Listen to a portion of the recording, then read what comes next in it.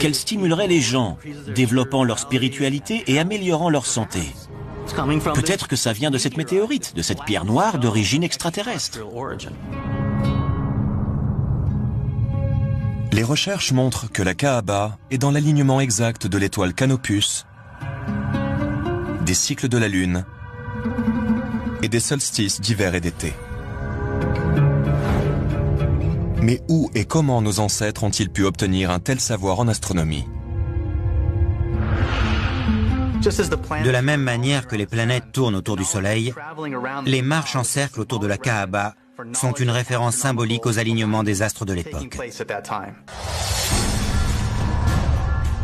L'alignement planétaire de la Kaaba pourrait-il suggérer que les musulmans de l'Antiquité avaient un savoir secret?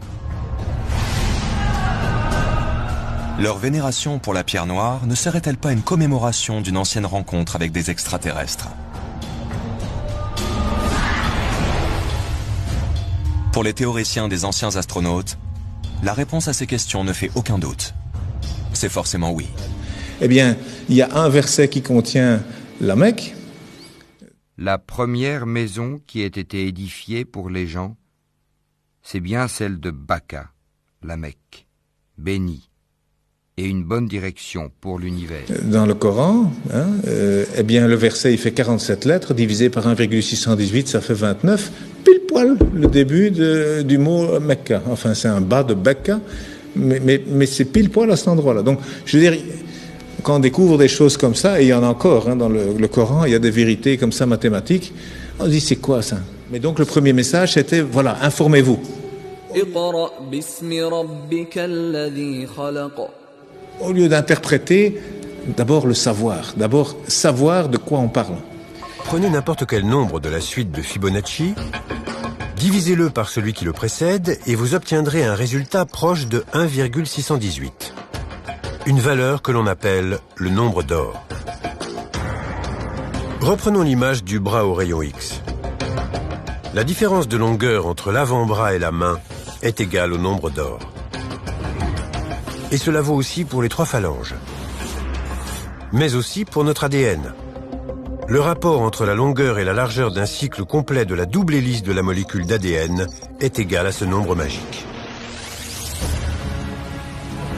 La suite de Fibonacci et le nombre d'or sont des exemples d'objets fractals. La structure des nervures d'une feuille est identique à celle des branches d'un arbre. On a donc bien une même forme répétée à l'infini à une échelle toujours plus petite. Une fractale, c'est l'autosimilarité. Un motif autosimilaire est un motif qui peut être reproduit et constaté à de multiples échelles d'observation. La nature repose sur la géométrie fractale parce qu'elle lui permet de créer des structures gigantesques avec une efficacité redoutable. Celui qui a créé 7 cieux superposés, sans que tu vois de disproportion en la création du tout miséricordieux. Ramène sur elle le regard. Y vois-tu une brèche quelconque? Puis retourne ton regard à 2 fois. Le regard te reviendra humilié et frustré. C'est grâce à elle que le corps humain peut contenir 96 000 km de veines et d'artères. Ou qu'1,80 m de filaments d'ADN peuvent être contenus dans le noyau d'une cellule. Si on mettait bout à bout la totalité de l'ADN d'un être humain, on obtiendrait une longueur de 6,4 milliards de kilomètres, soit une distance supérieure à celle qui nous sépare de Pluton.